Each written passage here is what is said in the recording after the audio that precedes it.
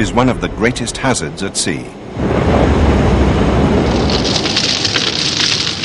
Most fires start as small ones. The larger they become, the more difficult they are to control.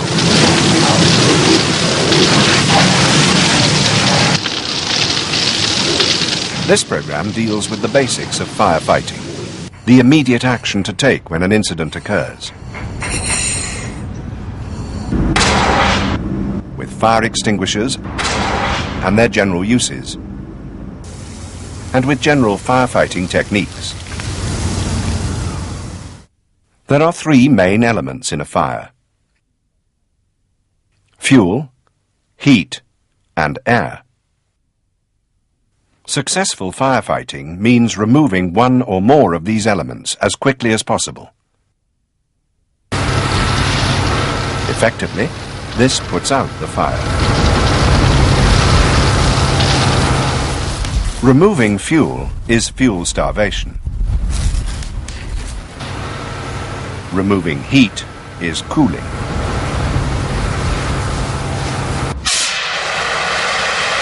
Removing air is smothering.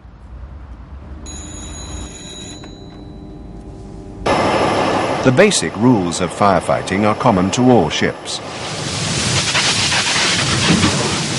They're contained in the letters making up the word fire. F stands for find it. I stands for isolate it. R stands for report it. And E stands for extinguish it, if it's small enough for one portable extinguisher. If not, then E stands for escape. NYK Castor, he is now in a position of Rule 10. Today, ships carry a variety of portable fire extinguishing equipment. Usually they're coloured red, whatever the content.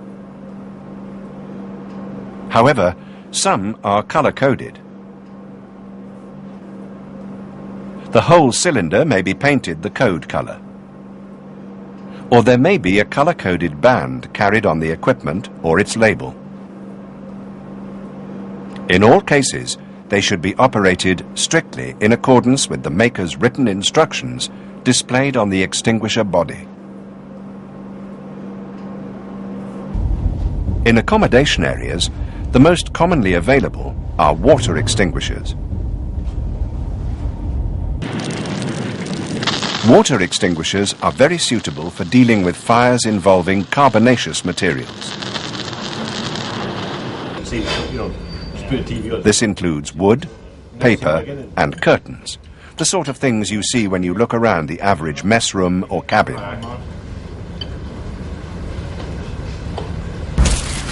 Water rapidly cools the burning material and hinders the spread of combustion. There are two basic types of foam extinguisher: stored pressure and the gas cartridge type. To extinguish a flammable liquid fire, direct the foam onto a vertical surface so it can flow down and over the entire surface of the burning liquid. Never aim foam directly at the surface of the liquid. If the liquid temperature is high and the surface is penetrated, the water content of the foam will rapidly turn into steam. This may produce the same boil-over effect you see when water is sprayed straight into burning oil.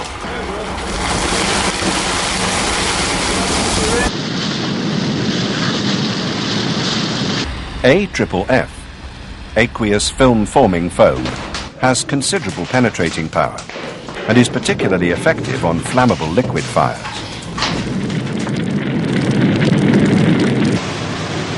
AFFF may be applied as a spray and is used like that in some fixed installations.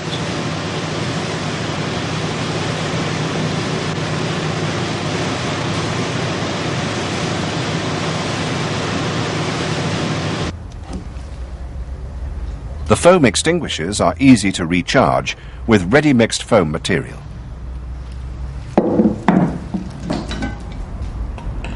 In the gas cartridge type, you must then place a new carbon dioxide cartridge into the container.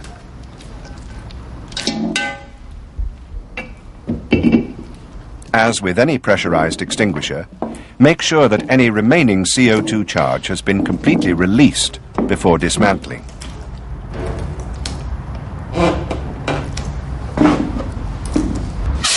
Carbon dioxide extinguishers work by depriving the fire of oxygen.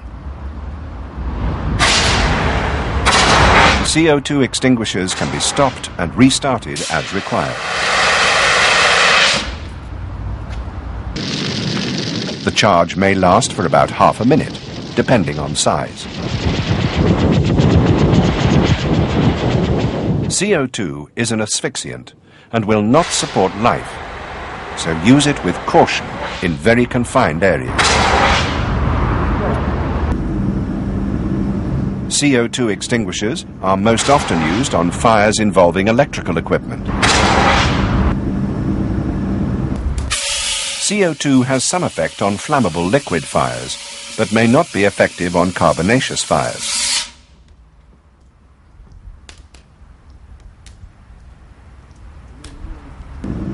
Dry powder extinguishers suppress a fire by chemically interfering with the process of combustion. It acts as a flame inhibitor. Normally, you would tackle liquid or gaseous fires with dry powder. They may also be used for other types of fires, depending on the powder type shown on the label. There are also larger types of powder extinguishers, ranging from a 23-kilogram trolley up to a 67-kilogram wheeled unit for use in the engine room.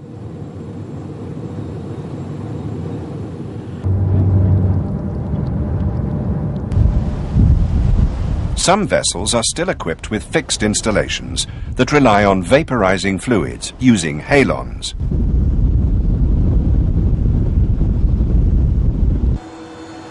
These include BCF, or Halon 1211, and BTM, known as Halon 1301.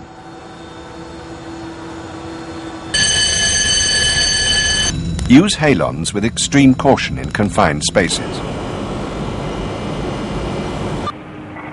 In contact with flames, halons produce toxins that are harmful to people. Concerns over their environmental impact has led to the development of halon substitutes.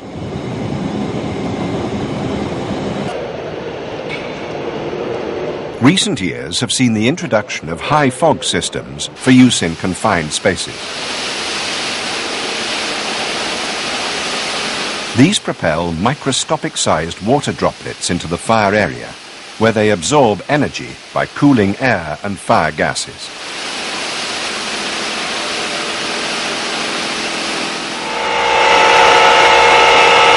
Fixed installations come in many types and sizes.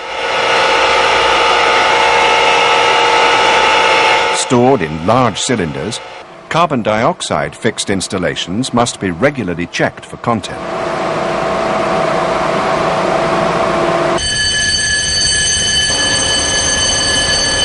In the event of a serious fire in an engine room or cargo hold, where the safety of the vessel is threatened, then the fixed installation should be used sooner rather than later. Right, Patty, you're receiving me.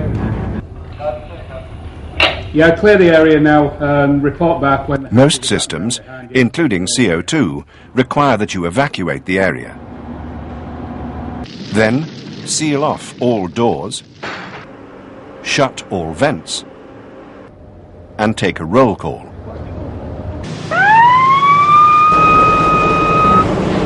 The CO2 is then injected into the area concerned. Boundary cool to ensure all the heat is dissipated before venting the space, or reignition will occur.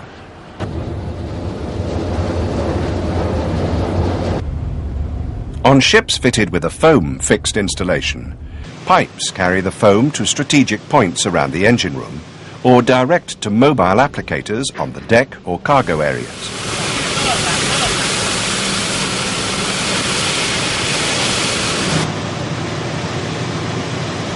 High expansion foam, expanding up to 1,000 volumes, is sometimes carried for large enclosed spaces, such as cargo holds, peak stores or pump rooms.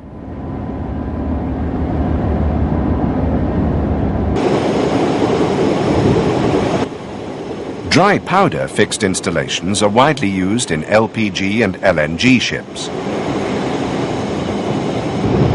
Their characteristics make them especially suitable for fires involving liquefied flammable gases. Where the large container ship coming down the main channel, we see. Of course, water is the most abundant firefighting medium available at sea. However, it must be pumped to the hydrants. At least 2 main pumps should be available for this purpose.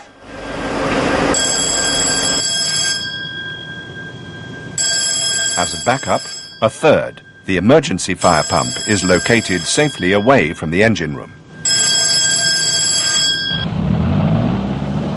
The design of a ship's firefighting installation will provide sufficient power so that 2 jets may reach any part of the vessel normally accessible to the crew.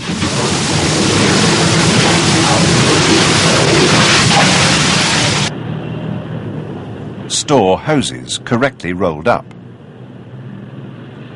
The 2 most common methods are on the bight, often called the Dutch roll, and the normal roll.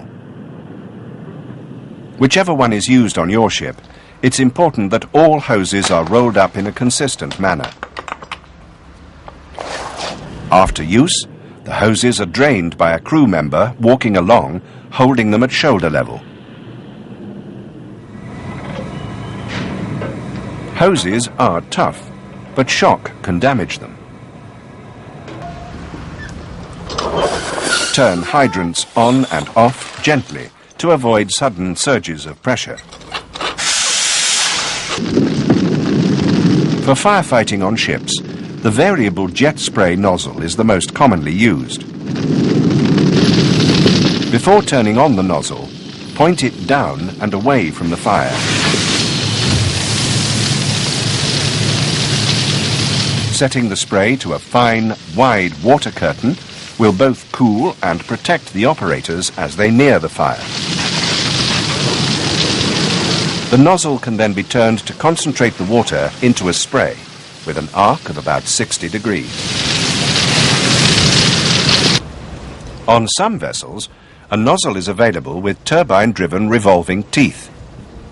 This nozzle is very effective because it produces very fine droplets and is adjustable to whatever spray pattern is required.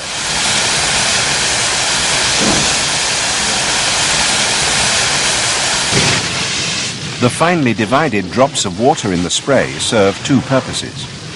They reduce the heat of the fire to below the ignition temperature of the burning material. In addition, the blanket of steam helps seal off the fire.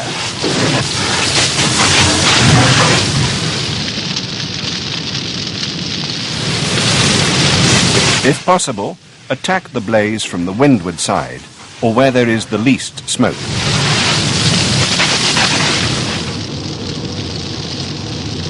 Before opening the door to a fire area, feel the heat of the door with the back of your hand, up and down, and then the handle.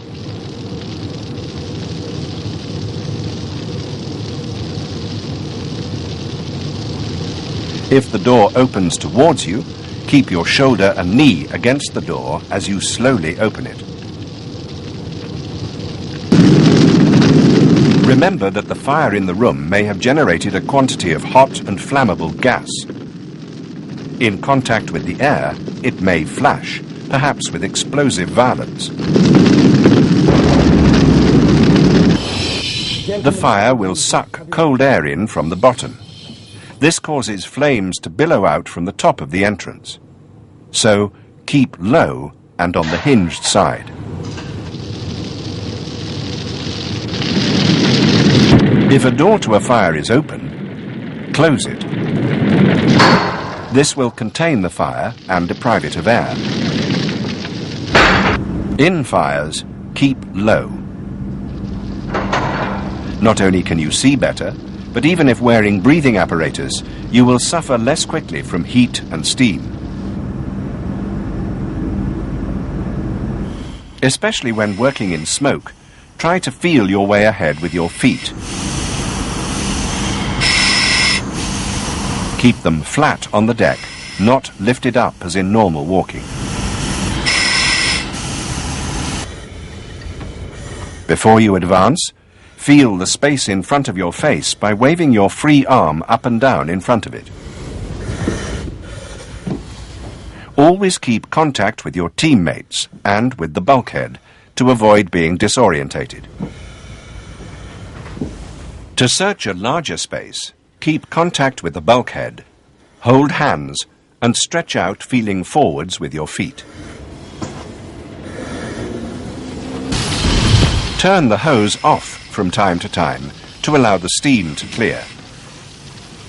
This improves visibility and reduces humidity. In a real situation, you may only be able to see a few centimeters. When working with BA, constantly check gauges. This is especially important before going further into a space or down a ladder.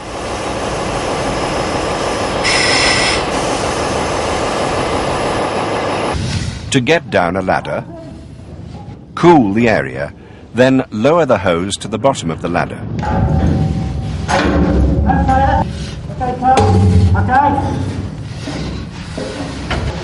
The first man down waits for his teammates before he hits the fire. Otherwise, steam may go up the hatch and scald your companions.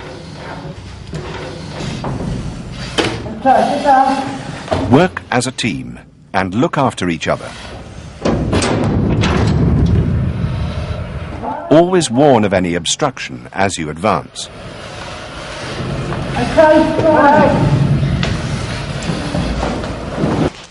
Although most BA sets require little on-board maintenance, inspect them at least once a month or in accordance with the manufacturer's recommendations.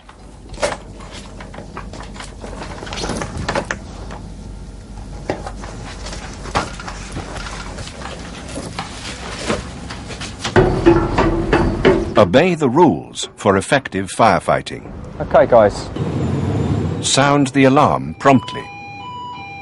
Give proper information. Muster without delay. Know the equipment, where it is kept, and how to use it. Be conscientious about fire drills. They may save your life. And always remember, nearly all shipboard fires could have been extinguished if, in their early stages, they had been reported and tackled correctly.